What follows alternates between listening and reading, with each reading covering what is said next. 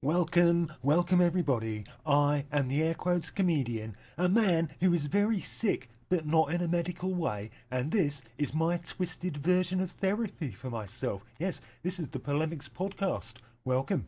I'm a bit worried, dear viewer, because my dear old mum is in the hospital.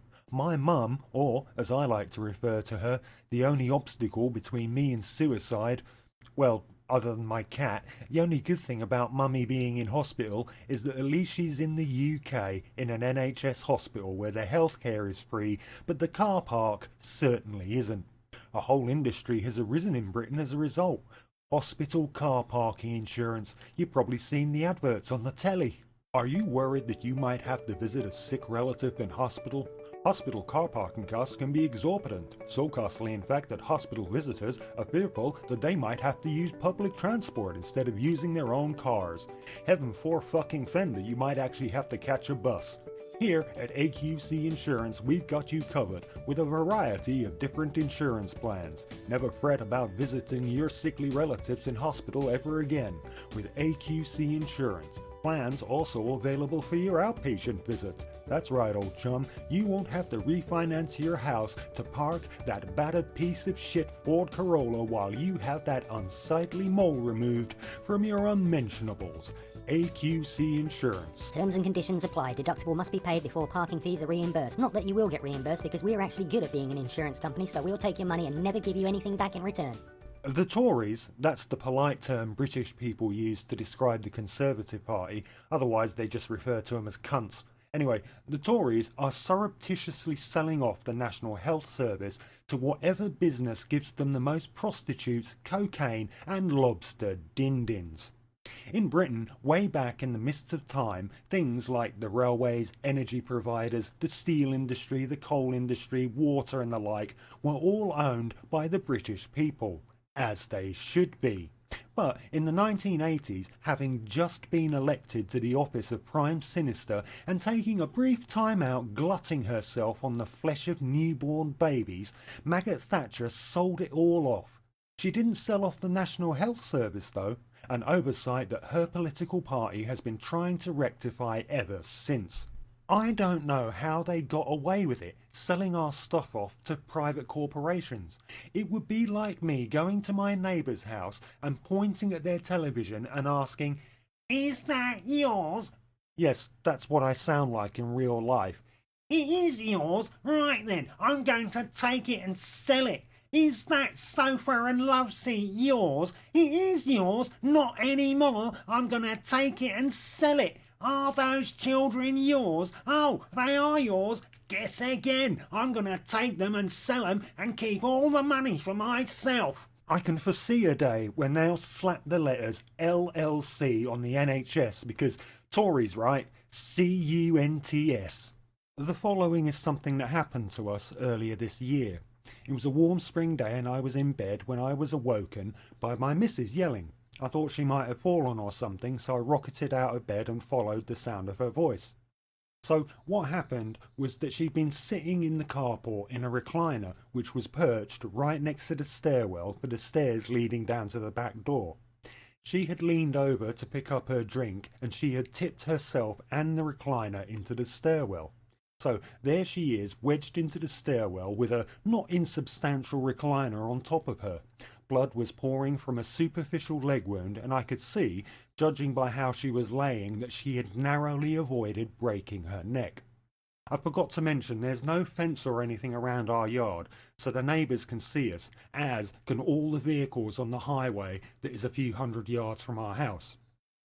I immediately pulled the heavy recliner off of her and then carefully helped her to her feet. Oh, and while doing all of this, I was stark bollock naked.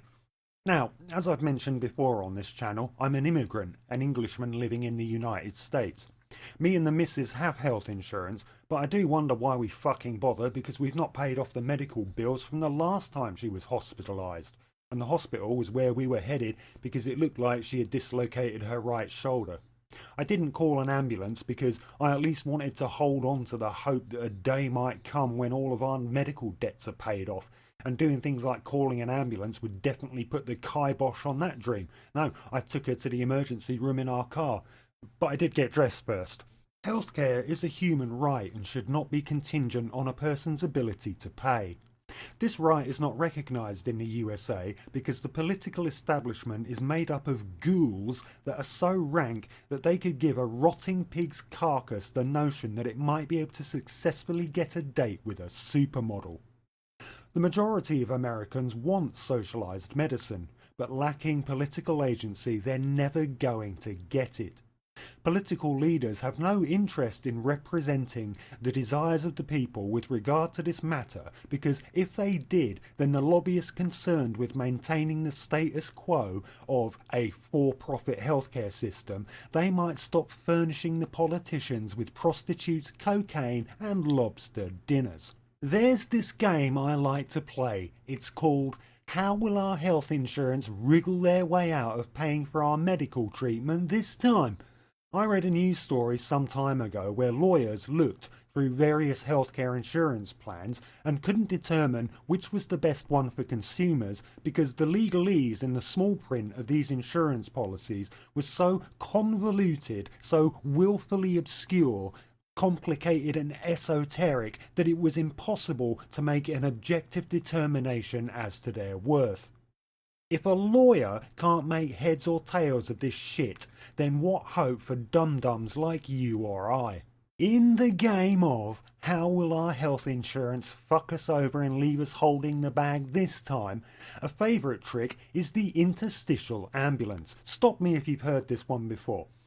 When my wife was in the emergency room a couple of years ago, the doctor who had made the diagnosis said that she needed to go to a different hospital for an emergency procedure. Now, the doctor wanted to call up an ambulance to take her, right? But, knowing that the health insurance wouldn't pay for the ambulance ride, I balked and suggested that I just take her in our car. The doctor said that if we did that, then he would have to discharge my wife AMA, which stands for Against Medical Advice, and that would have meant that the insurance company wouldn't have to pay for any of the costs we had accrued so far. She took the ambulance ride. $7,000 to go 30 fucking miles. It would have been cheaper to lease a small jet plane. Gordon Bennett, the big toe on my right foot is really hurting. I think what happened is that I cut the toenail too much, or perhaps not enough, and there's a little bit of nail sticking into the flesh of my big toe and it's really sore. For those of you in the global south listening to this podcast on your mobile telephone that's made from stinging nettles and hope, you may be thinking a sore toe would be the least of my problems. But I don't hear you calling me up on the telephone to exchange places with me, do I? No, I guess in the scheme of things, I am objectively the worst off out of all the people on the planet because of my sore toe. I'd go to a podiatrist, but I'm pretty sure my health insurance wouldn't cover it. I'd ring up my health insurance to inquire as to if they cover it, but would be afraid that they might send me a bill for asking them such a question.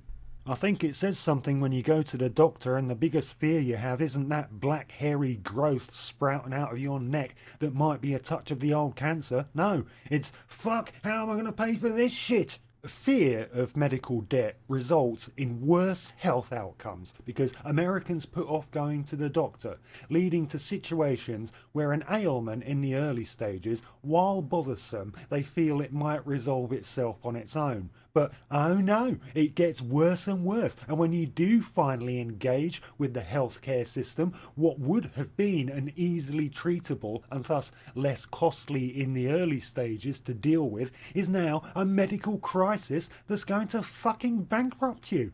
Such was the case when I accidentally sliced into my arm with a chainsaw. The missus was like, "Do you need to go to the emergency room?" I said, "No, there's still a small sliver of skin connecting the arm to my torso. Some Tylenol and a band-aid should do the trick." Then the gangrene set in, and I waited for it to go away on its own. By the time I reluctantly realised I might need medical attention, my entire upper body looked like the Swamp Thing. My first interaction with the American healthcare system, as a patient I mean, my paying job is that of a healthcare professional, but the first time was when I had gallstones. The diagnosis had been made and a date had been arranged for the cholecystectomy. Then I lost my job. I tried to retrace what I'd done and where I'd been. Did it fall behind the couch? Who knows? But I was lacking my employ, which was a big problem with health insurance is linked to your employment like it is in America. Fortunately, there is a a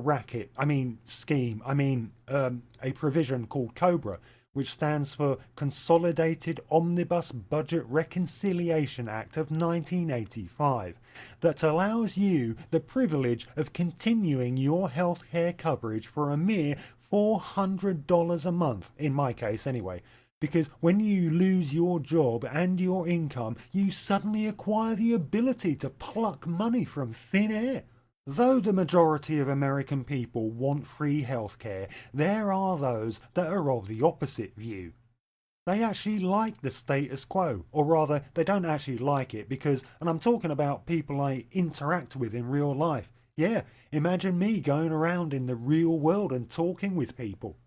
They complain about high drug prices, the fact that their insurance doesn't pay the entirety of their medical bills, or that their medical insurance doesn't cover certain things, and then, at the mere suggestion that they would be better off if they didn't have to pay for healthcare, they turn around, and I'm not making this up, "Ooh, socialism, I don't want that in my country."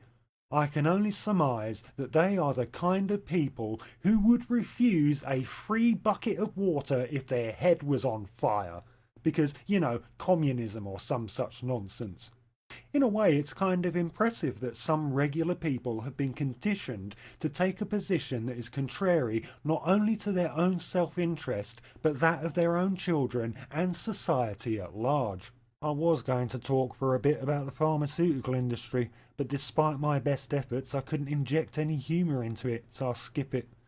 Talking about the ethics of drug patents is about as interesting as reading the instruction manual for an electrical junction box, mentioning the fact that in the USA patents for potentially life-saving medicines last 20 years or so, which is 20 years where the pharmaceutical company can essentially charge what they like, and boy, do they charge what they like.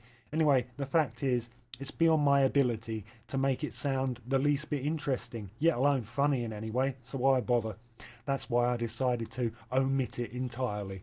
I mean, if it was a universal cure for all types of cancer that had been developed, but that it was under the control of one multinational corporation for 2 whole decades, my own eyes are starting to glaze over, which is why I made a conscious decision not to mention it at all.